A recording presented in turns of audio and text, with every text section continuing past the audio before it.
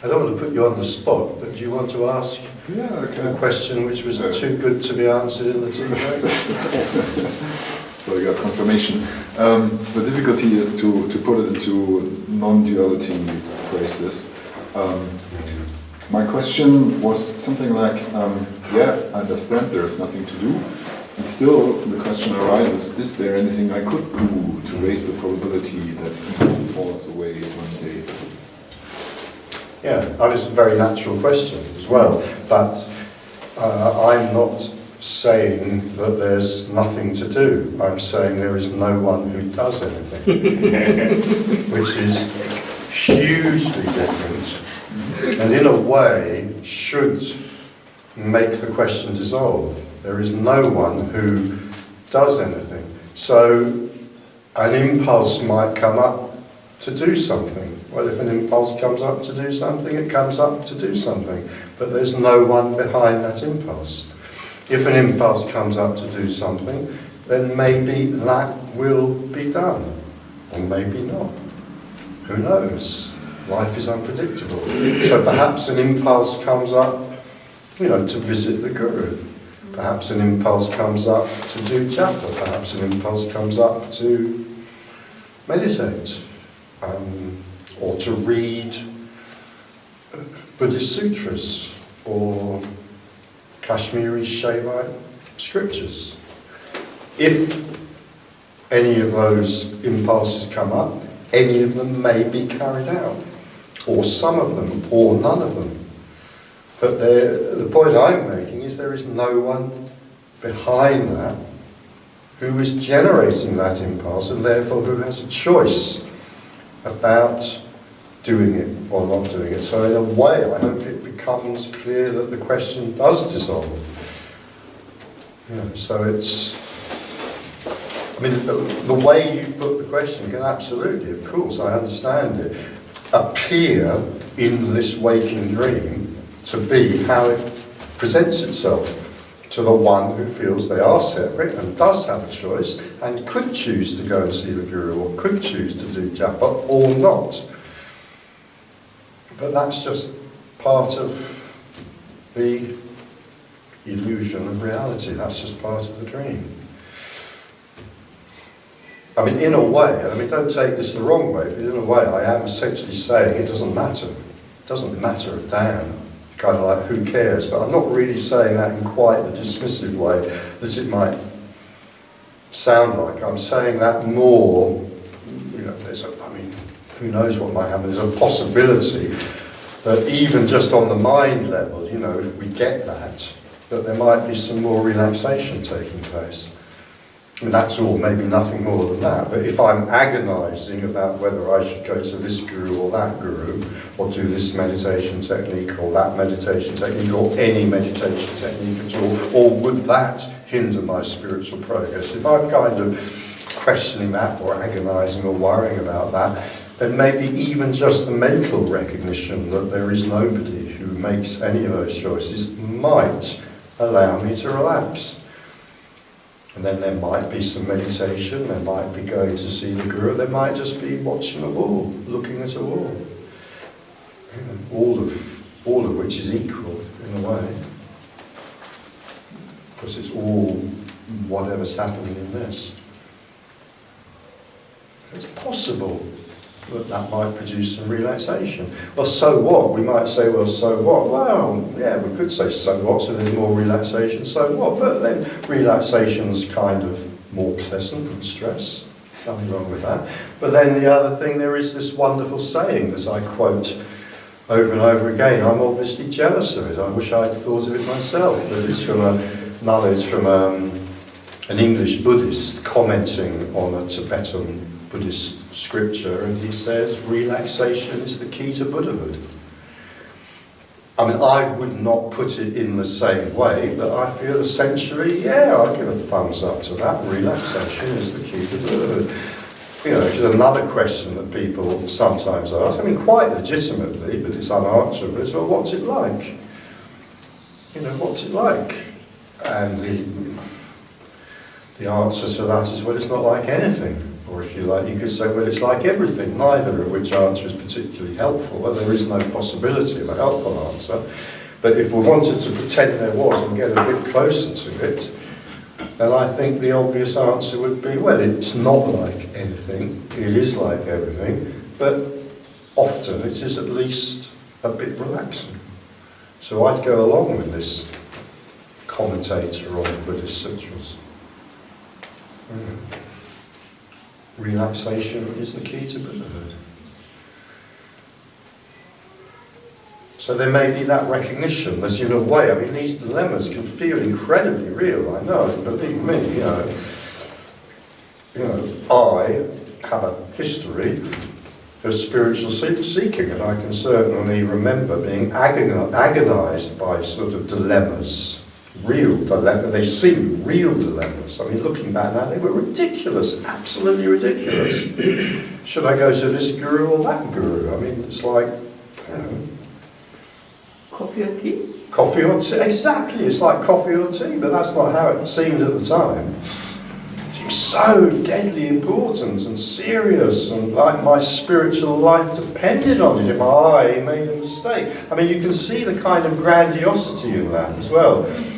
I mean, this is another thing that tends to belong to the person. I mean, I was talking before tea break about how projections tend to belong to the person. Another thing that tends to belong to the person is grandiosity. And we have this wonderful kind of reverse grandiosity that happens when the person actually thinks of themselves as very inadequate. And then the grandiosity comes out in this other way. It's not like, oh, I'm so great. It's like, I'm in such trouble. I'm such a worm in the eyes of God that it becomes desperately important that I do not make a mistake in my choice of a spiritual master. And there's Guru what's his name, and there's Guru what's his other name, and it's so desperately important. I mean, that's kind of the grandiosity that emerges out of a sense of inadequacy. Sure, because if I choose the wrong one, I go to hell. Hell. Yeah, maybe, it's possible. I mean, I think maybe, yeah. Or at least, if I choose the wrong one, that'll be bad karma, or, delays enlightenment for another 5 lifetimes or whatever. It's desperately important, absolutely. And you just totally cut the legs from underneath all of that, as we should, by saying, actually, it's no more important, shall I have coffee or shall I have tea? Who cares? That's not how the person sees it. So maybe it's possible that even just a kind of, I don't want to say intellectual, sort of mind level recognition that these questions are kind of absurd in a way. If a friend rushes up to me and presents me with the news of this very exciting new meditation technique, should I do it or not? Will it bring me nearer to my goal or further away from it? It can be at least relaxing to recognise that these questions are absurd. They're not absurd because there's a right or wrong answer. There isn't a right or wrong answer, although that's probably also the case. But they're absurd because there is no one who makes that choice. One will happen, or the other will happen, or neither will happen. And if neither will happen, probably something else will happen instead, because the mind doesn't like to sit around for very long doing nothing. So it's possible that we can kind of, some relaxation might take place. Yeah. But it's a huge difference that, do I do this or do I do that? There's a huge difference between that kind of question and the recognition there is no one. So there is, there's no one here saying you don't need to do anything, or certainly not you shouldn't do anything, or anything like that.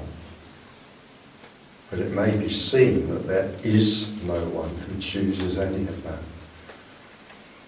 Guruing happens, meditation happens, japa happens or not, or going to the pub happens, or temping bowling happens, or maybe if you're lucky all of that. Maybe you get to visit the guru, go to the pub and go temping bowling. Maybe.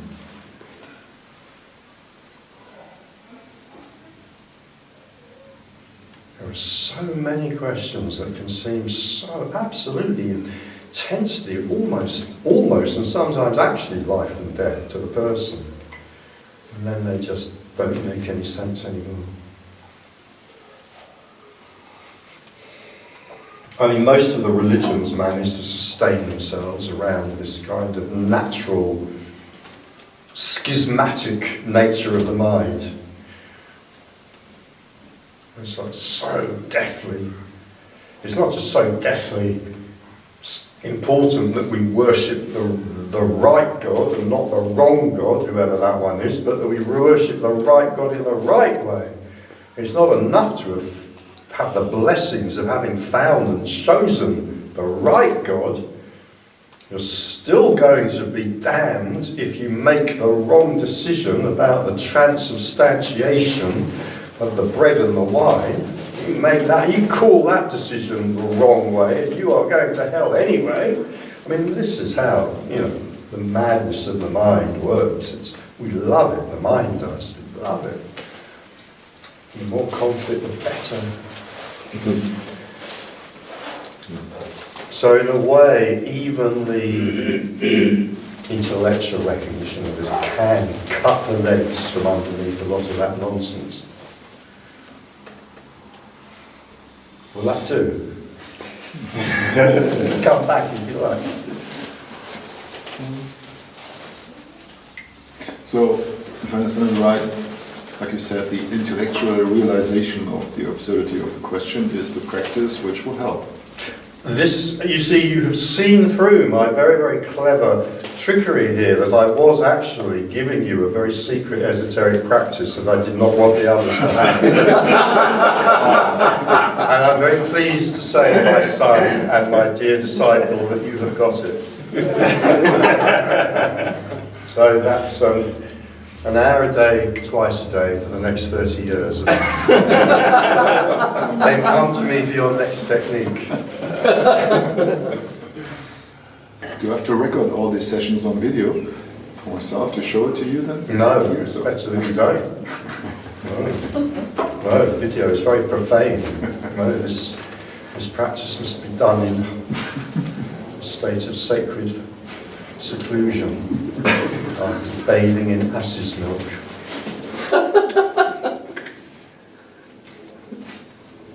However, the main thing that will ensure your eventual enlightenment is my receiving your direct debit payments over the next 40 years. Richard, when you said something like space and time is not real, what about science, for example? What physicists say? There's this Big Bang happened so-and-so long time ago, and that's how it started. In what way does that have any meaning still? Well, I think I'd like to start by declaring that I absolutely love science. I mean, I adore science. I feel I should say that because there's quite, I don't know about here, but I think, I don't know about in America and in England, there's quite an anti-scientific movement, But in answer to the question, I mean, that's part of the dream. It makes sense in this dream, in the waking dream. It makes perfect sense. So there's nothing and everything. In the seeing, even in the seeing of nothing, never mind in the seeing of everything, it's seen that there's no time, there's no space. I could spend half an hour trying to describe that, and it's indescribable, and it would seem to make no sense, and yet a split second of seeing is kind of obvious. And within that, a dream arises. This is the daytime dream arising, and in that daytime dream, if you want to explain things, I've actually devoted quite a lot of my new book to this, actually, because on that level, I just love science. If you want to explain what arises in this, you've really only got two choices. You've got science or superstition, there's nothing else. All the religions go to superstition. I prefer science, so it's great. But I mean, it's kind of... All you can say is that, for example, if there's a stone and science says, oh, there's an inscription that is 5,000 years old, we can prove that. That's all part of the dream. Yeah. It's like, Of course. the only real thing is what is happening. No, the dream's real. It's a real dream. Yeah. Oh, sorry. The only thing that's real is what's happening. Yeah. What the science says, and the stone is there. Well, that's happening in this, isn't it? Yeah. I mean, it's a real dream. The dream is really happening. It's as real as anything gets. This is the dream, and it's as real as anything gets. I mean, last night was an absurd thing to say because it's a time phrase. Last night, I seem to remember being at the Greek restaurant with you, and I think you were booking some tables for tonight. I hope you were, anyway. I mean, how crazy is that? But that, this, whatever this is, this, as I sometimes, not very charmingly call it, this psychophysical organism, this body mind lives in this waking dream. It's part of this waking dream in which it's all very, I sit here and say, there's no time, there's no space, and guess what's going to happen on Monday morning? I'm going to want to get to that airport in very, very good time. Because this character doesn't like stress. Well, if I don't show up, then I get convinced that there is no... Yeah, absolutely, yeah, I'm cursing myself.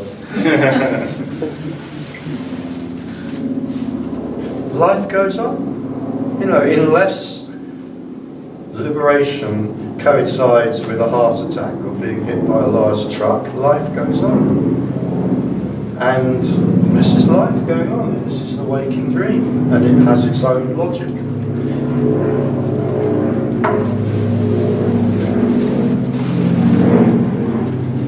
It's a different logic to the... Usually, nighttime dreams have a different logic. And usually, the logic of the nighttime dream, however absurd it might seem to the daytime character, nevertheless, in the nighttime dream, usually the nighttime dream logic works perfectly well.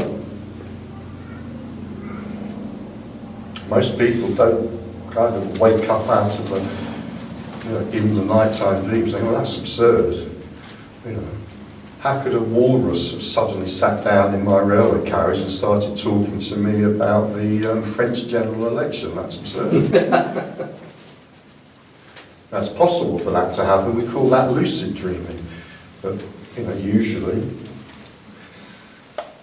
whoever the character Christian is in the nighttime dream accepts the logic of that dream. And whoever the character is in this daytime dream also accepts the logic of this daytime dream. And if the character Christian in the daytime dream doesn't accept the logic of it, there will probably be daytime dream consequences, possibly involving psychiatrists. Seriously, that's what happens. When the daytime dream character seriously starts to question the logic of the daytime dream in a way which other daytime dream characters don't, quite often psychiatrists get involved.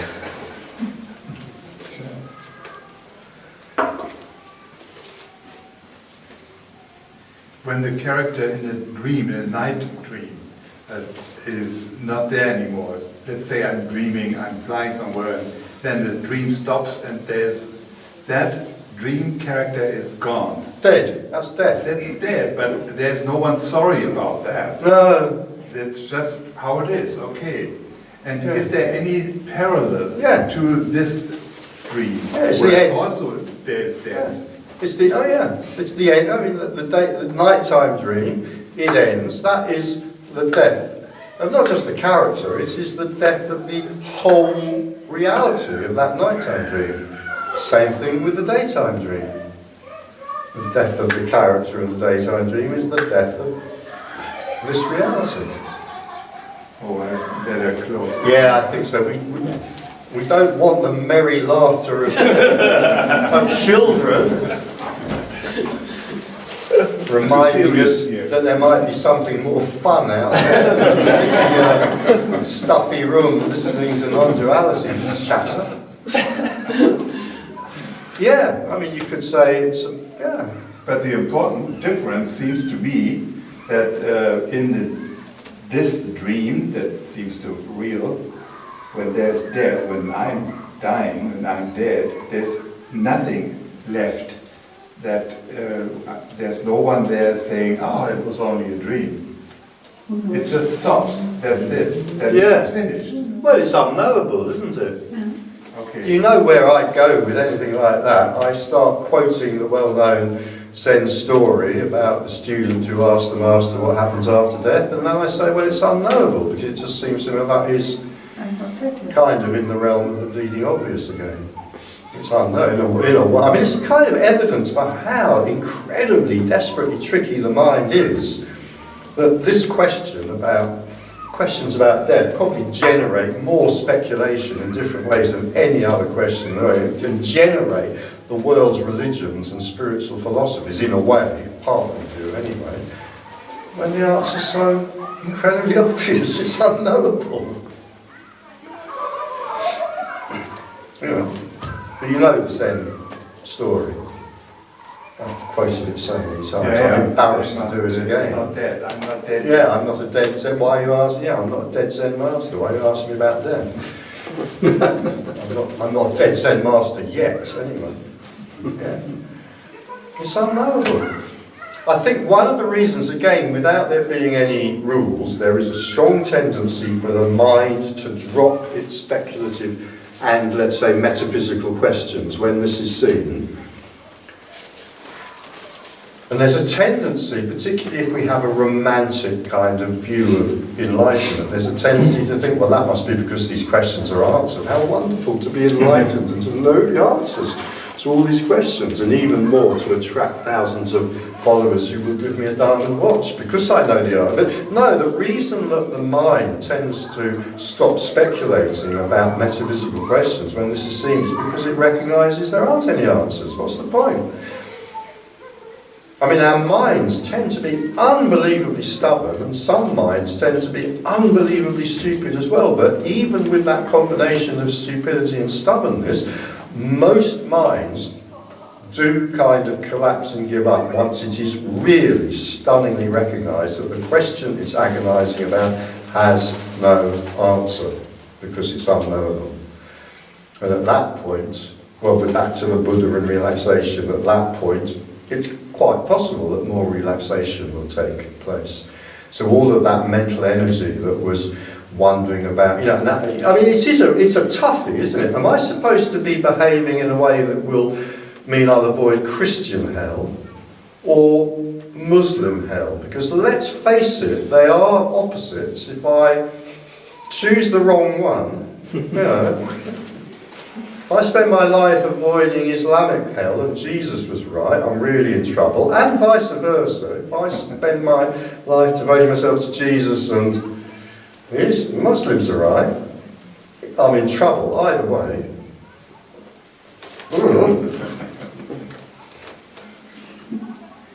So when the absurdity of these metaphysical speculations are recognised, really recognised, I mean, I don't mean recognised in a kind of just in an intellectual way, but it's like, oh my God, all of this speculation is totally meaningless. These questions don't even make sense, most of them. And even the ones that do make sense don't have any answer. I mean, the question I just posed, should I be aiming for Jesus heaven or Muslim heaven, doesn't even make sense. But what happens at death, it kind of makes sense. But when we recognise, you know, this is just, you know, endless speculation. No possibility of it being knowable, and then it dies.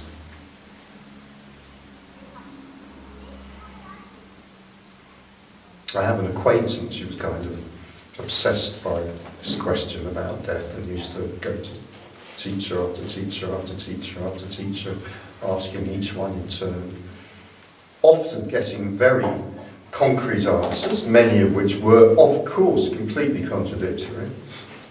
obviously. And it's almost like when the mind's fixated on that, it's like, in a way, recognise, okay, I've just been to my 30th teacher and asked them that. So there's been 29 answers before which haven't convinced me, and now there's the 30th answer, which kind of makes me feel at peace for about 7 minutes. And then I start worrying again. It's almost like the mind's going, well, if I could only find a teacher with an even longer beard, then I'd be able to trust the answer. But of course not. So this is the recognition, this is the death of certain kinds of questions, not because they're answered, but because it's recognised they cannot be answered. Okay, relaxation now. No more speculation of that kind.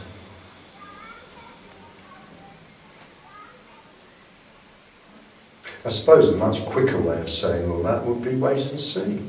Why don't we all say that? Why don't all the priests, the imams, the cardinals, the Lutheran, whatever they are, the clerics, the archbishops, the popes, the swamis, why don't they just say that? Wait and see. Or perhaps even more directly and honestly, I don't know, wait and see. Like I'm doing. They could say that. The Pope could say, I don't know. I'm just waiting to see. Why don't you do the same? The trouble is there'd be a bit of a hoo-ha if the Pope said that.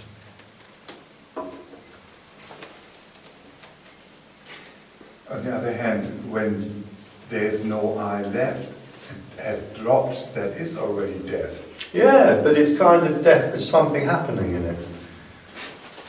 Apparently. I mean, this is something happening.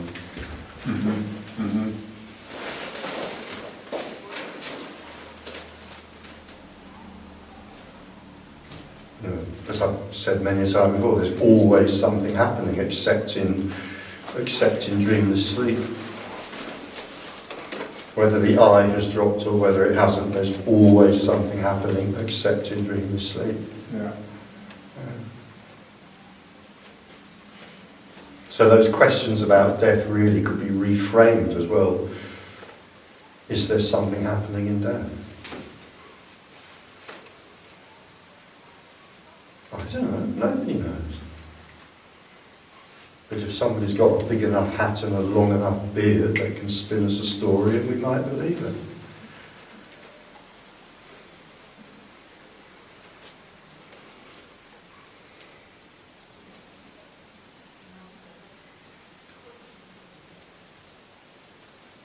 I just find it surprising, and I'm amazed that the fact that every night there's this dreamless sleep and there's no I and no one knows anything about that, that doesn't get more attention in our culture. No one talks about it. It seems so niche. Oh yeah, that's happening every night. What's the point? Yeah, what's the matter? It's death. I mean, it's... Well, although there's nothing happening in it, there is a kind, I mean, it's impossible to talk about this, but there is a kind of awareness. I know that's a word I've already said I don't like using, but I just can't think of a different one. In other words, dreamless sleep is not the same as coma. It's what? It's not the same as coma. It's not the same as being in a coma. Cool. Okay.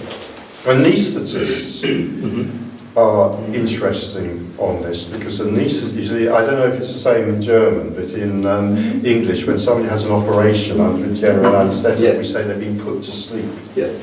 Anaesthetists are quite interesting about that because they actually, if they're being honest, they say, I'm sorry, we don't put you to sleep, we put you in a coma, which is actually rather different.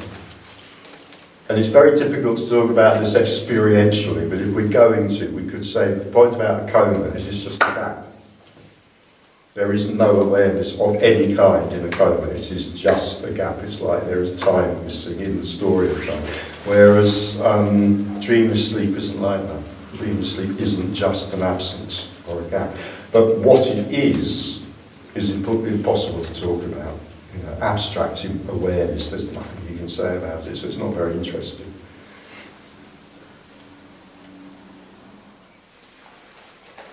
Maybe fewer of us would have elective surgery if anaesthetists confronted us with the truth and said, I'm going to put you in a coma.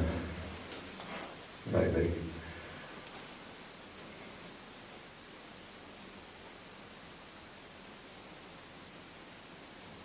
There's this funny thing that is called Samadhi. Yeah. What the Indian yogis seem to be so thrilled about.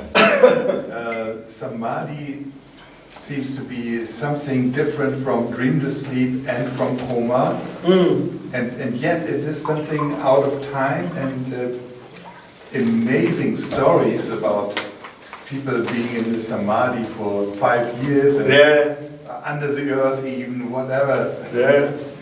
What is that? It's more stuff happening. There's just more stuff happening.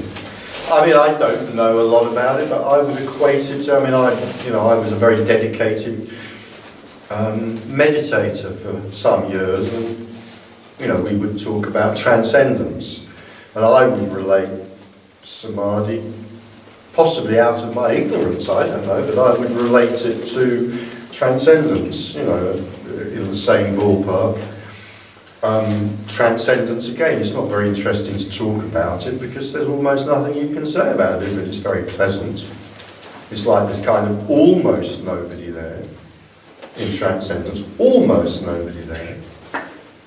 But there kind of is a trace of somebody there. So I think you can talk about transcendence as an experience. My guess is, and the way people do often do it, you can kind of talk about Samadhi as an experience. I'm on very thin ice here because, I'm making this link, but I don't know. But to me, that's kind of the difference. Let's go back to transcendence. I kind of know more about that, both experientially and from my vast reading about it, but not really. But the reason one must have talked about that too. But the reason that I would say it's in a different ballpark is because, with transcendence, which can be very blissful, it can be lovely and so forth, but I would say there is still a kind of vestigial person there. It's not what we're talking about. I mean, a moment of awakening, which is often talked about, there's probably nothing transcendent about it in that sense, but there's nobody there. As transcendence can be very transcendent. I mean, transcendence is kind of a feeling you can get. You can kind of describe it roughly in the way that you can describe any feeling roughly or approximately. But it's like it's happening for someone. Someone it's happening for may be incredibly translucent and transparent and almost wisp-like compared to normal life eating burger and chips in McDonald's, but nevertheless there's still somebody there for whom that transcendence is happening. With awakening, there's nobody there. There's absolutely nobody there.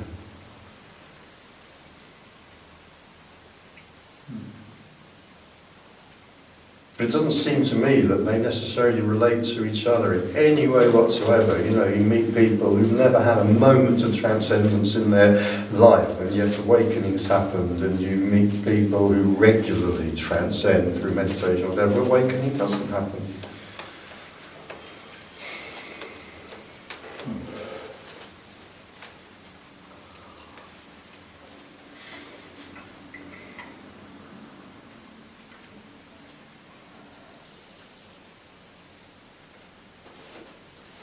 I suspect, I'm not sure, but I suspect that transcendence can have what I would call therapeutic benefits, as can quite a lot of techniques.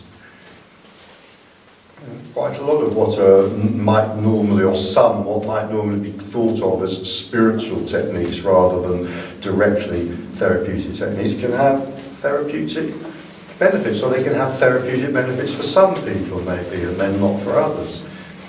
And I would say transcendence is like that. It can have therapeutic benefits for some people.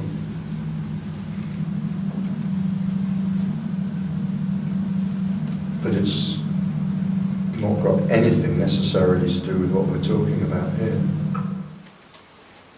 Richard, do you personally know people who have seen this, who have awakened, and who still have like little children to take care of? And how it is for them in this situation? That's a very good question. Yeah, I have, well, little children, it depends how little. I have had people raise questions about children. Yeah. Any particular thing you're thinking of? Well, not really, because on the one hand there's like, there's felt some sorrow how this might be, but on the other hand there is, I see the absurdity of the sorrow of the question. What might the sorrow be about? Not quite. Well, I don't know how it might be, but well, how raising children without selfhood or the sense of a self might be, but on the other hand, probably a bloody sight healthier for the children. Yeah, I guess so. Generally, Yeah. Because one of the ways we mess our children up is with these fantastically important stories that we carry in our heads, which are such nonsense, but it seems so desperately important. We force on our children before some other bugger forces a different story on them.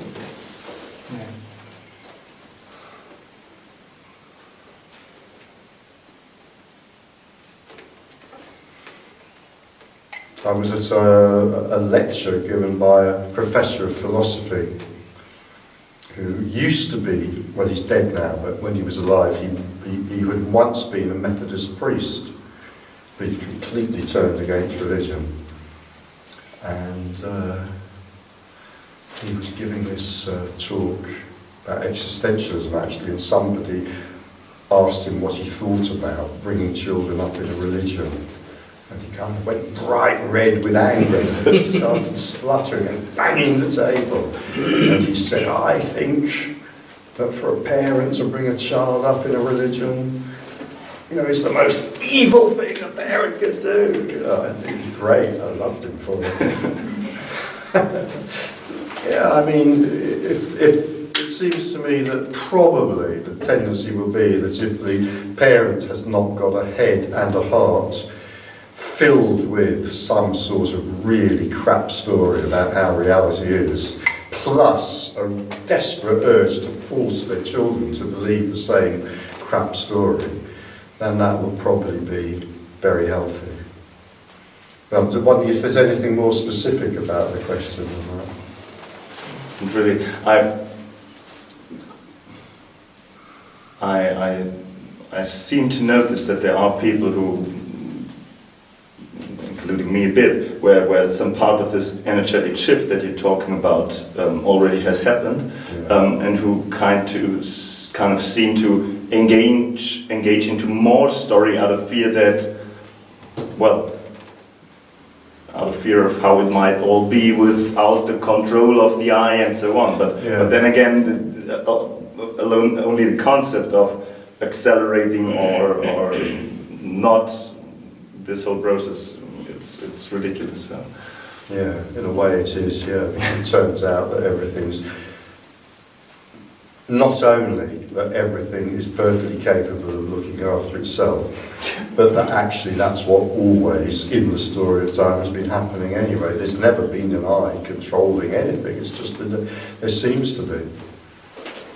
I mean, one of the images I often use, I haven't used this afternoon yet, but it sounds like I'm about to use it, is that the I sees itself as like the managing director of a huge organisation called My Life, and the I is in control of it and spends its whole time making very, very important decisions and issuing instructions and pushing buttons to make things happen and sending valets off into the world to change this and that. And and the ego, the I, sits behind this huge desk sort of going, look at me, look at me, aren't I wonderful? I am doing all this stuff. And this is, again, partly why there's sometimes laughter when this is seen. It's seen that, it's just such a joke, because none of that applies. The ego is sitting behind its huge desk in its huge chair doing absolutely nothing at all. And it's always just been unfolding of its own accord.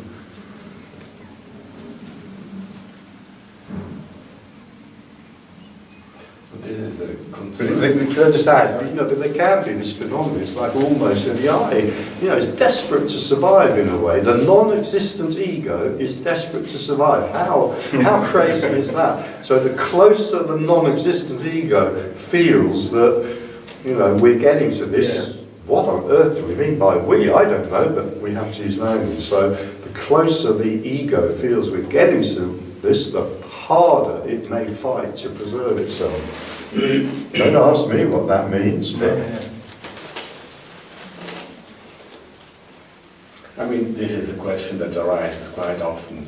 This concern about, can I manage my life after liberation, or what would you call it? And, well, in this case, I'm working as an eye surgeon, and nobody of you would like to undergo surgery by a surgeon who is out of control, I guess.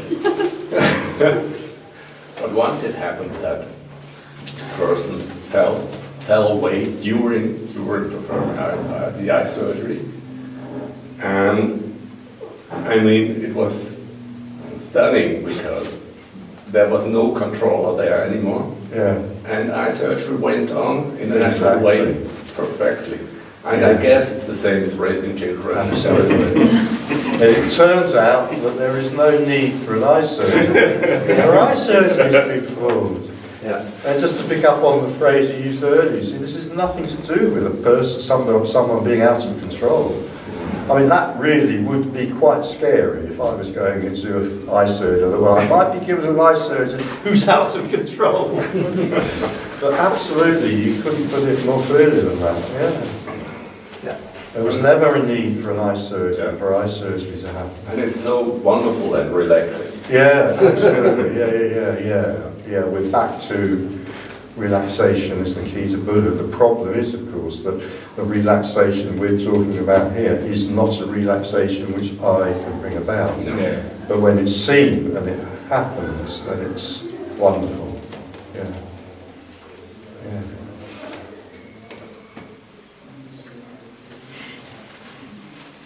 So what happens is that thoughts are appearing and going. Yeah. That's all. And everything else, not just thoughts. That's all. Everything. All experience. All this Arises, it falls away. yes, Arises, yes. falls away. Everything's It's transient. so yes. Right, that's it. That's all that's happening. Stuff. Yes. Stuff Yes. is arising and stuff is falling away. It's falling away. Yeah. Yes. That's all. That's all. That's enough, isn't it? It's a show. It's a show. It's a show. Yeah. Yeah. It's full. There's no room for anything else. And it's empty.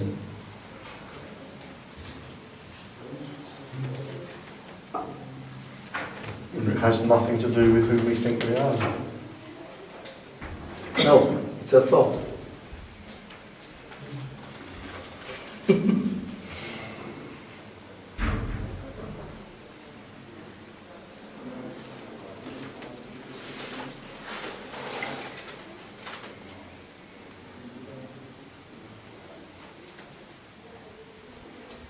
the mind goes, but what can I do about that? It's just natural for the mind. It's just another of its thoughts.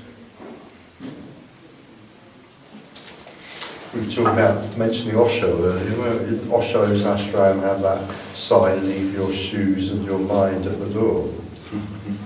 It's like, if only we could, wouldn't that be wonderful? If only we could leave our minds at the door.